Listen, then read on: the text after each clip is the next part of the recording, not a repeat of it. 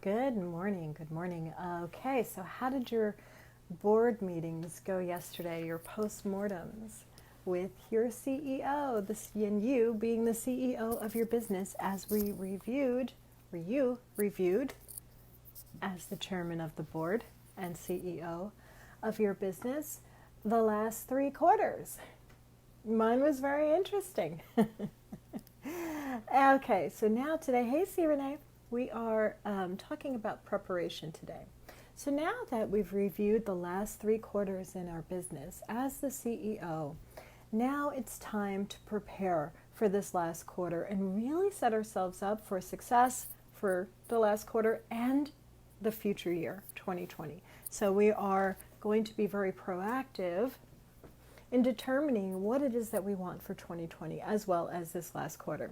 Now, the first step to that seems so obvious, right? And that's to start with the end goal in mind. Start with the income goal in mind. Start with the number, if you're a coach like I am, the number of clients that you want to sign on and retain and keep, right? If you are in a product-based business, the number of people that you have to get your product in front of. Start with the end goal in mind. The second step seems a little less obvious. To me anyway, it did. And that is to create the space for that end goal.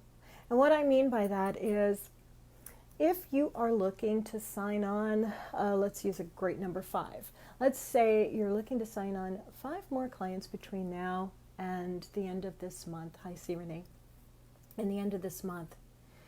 Think about, okay, during your working hours, what slots would they be filling? Would they be your 10 o'clock slot, your 11 o'clock slot, your 5 p.m. slot, whatever it is? And block off that time in your calendar.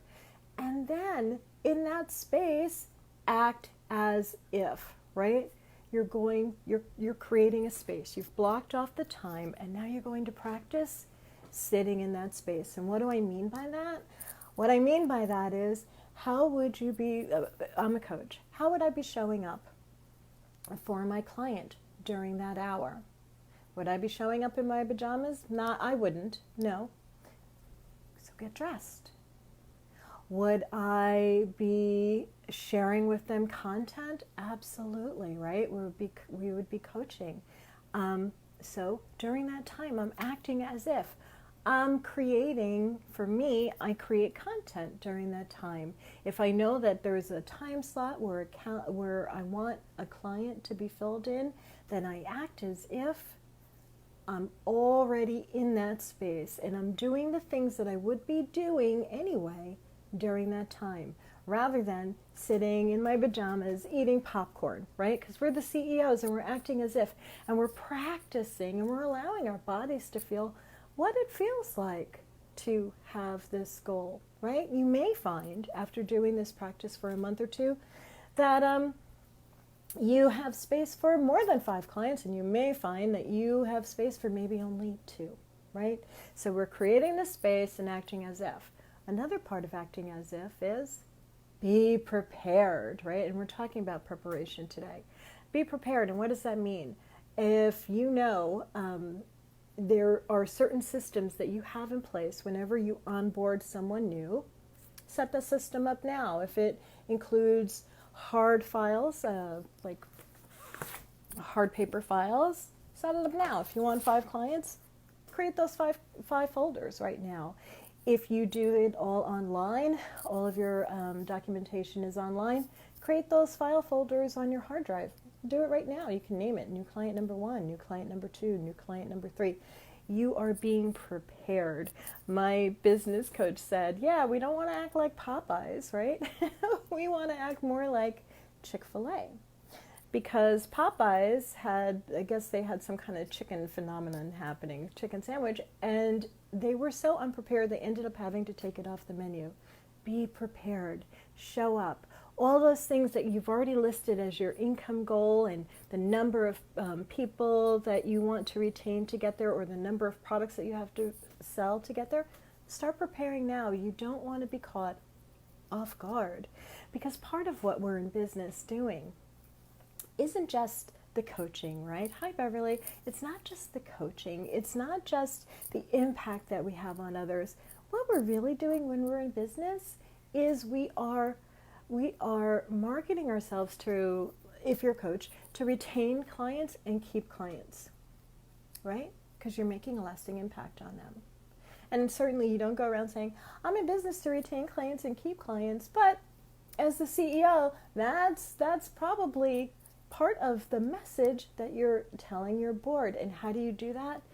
You do that by being prepared and always being at the ready and offering excellent customer service. And it's hard to offer excellent customer service when you find yourself constantly in reactive mode rather than proactive mode, right? So be prepared. Set up your folder, set up your contracts, set up your calendar. Hi, Beverly. Good afternoon for you. I hope it's a wonderful Tuesday afternoon in the UK for you.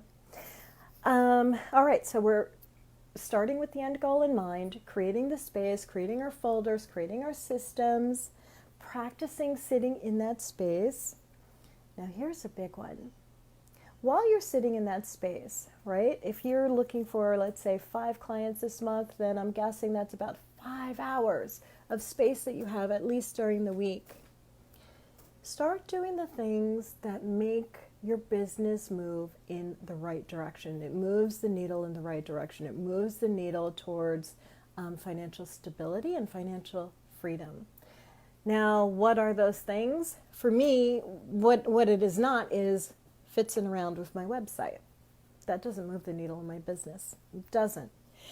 But you won't know what moves the needle in your business until you sit down with yourself as a CEO and think about, okay, what are the things that move the needle in your business? For me, I have 16 things that I know for sure moves the needle in the right direction for my business. So you sit down and write a list. It should be at least 10 things that you know are going to help you retain clients or make money or move your product. For me, my 16 things are payment received. I know I've moved the needle in my business. An income goal assessment booked moves the needle in my business. New client signups move the needle in my business. See, these don't have to be complicated. These seem rather obvious, right? Talking to a new lead moves the needle in my business. Publishing content moves the needle in my business. Speaking engagements booked moves the needle in my business. Testimonials received. Social proof, that moves the needle in my business. Referrals received moves the needle in my business as well. Passive product sales, that's a fun way to move the needle in your business. Lead magnet downloaded. Email list grown. YouTube subscribers increased. Inbound leads. Networking. Podcast invites. Calls to action. All those are 16 things that I know that move the needle in my business. So during those portions of my day where I am practicing sitting in that space, I absolutely make sure that I'm doing at least one of these 16 things or something that leads to one of these 16 things, because anytime I have a day where 3 or more of these 16 things have happened, I've had a winning day. That for me constitutes a winning day in my business. So write down your list. What moves the needle in your business? It should be at least 10 things, right? And then start tracking. Anytime you hit 3 or more of those things within your day, that's a winning day. That's a winning day in your business, and start tracking. And anytime you have 4 winning days in a week, that's a winning week. And anytime you have, 3 winning weeks in your month, that is a winning month. You start tracking like this, and you are going to see a definite increase in the productivity in your business. Or if you have if you're going on day 3 without a big W in your calendar for a winning day, it's time to stop and reassess. Okay, what could I be doing a little differently?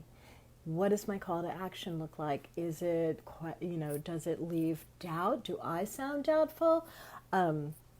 What's happening here, right? Or have I spent too much time not moving the needle in my business? So you can actually catch yourself as you're going through your week. All right, so the first step was start with your goal in mind, your income goal in mind, right? Or whatever that goal is, the number of clients, the number of products that leads to the income. And one way to supercharge that event, to start with your income goal in mind, is to sign up for your customized income goal assessment with me. $1 reserves your space. And during that time, it's a 90-minute session. And during that time, we are going to uncover any blind spots that are stopping you from getting to your income goal.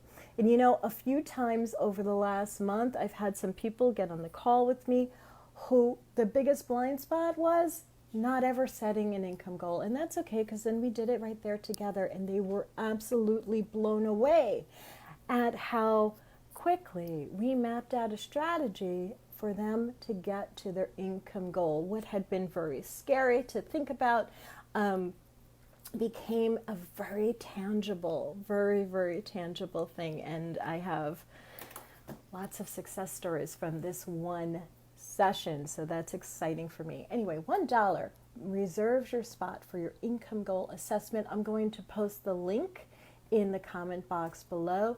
If and only if you are blown away by everything that we uncover, and the strategy and the recommendations and the clarity that you receive during this income goal assessment, you will be invoiced for $97 at the end of the call. And I cannot wait to see you there, because this fourth quarter is your fourth quarter, and I know that you can do this. I'm Keisha Dixon, and I'll talk to you tomorrow. Have a great day.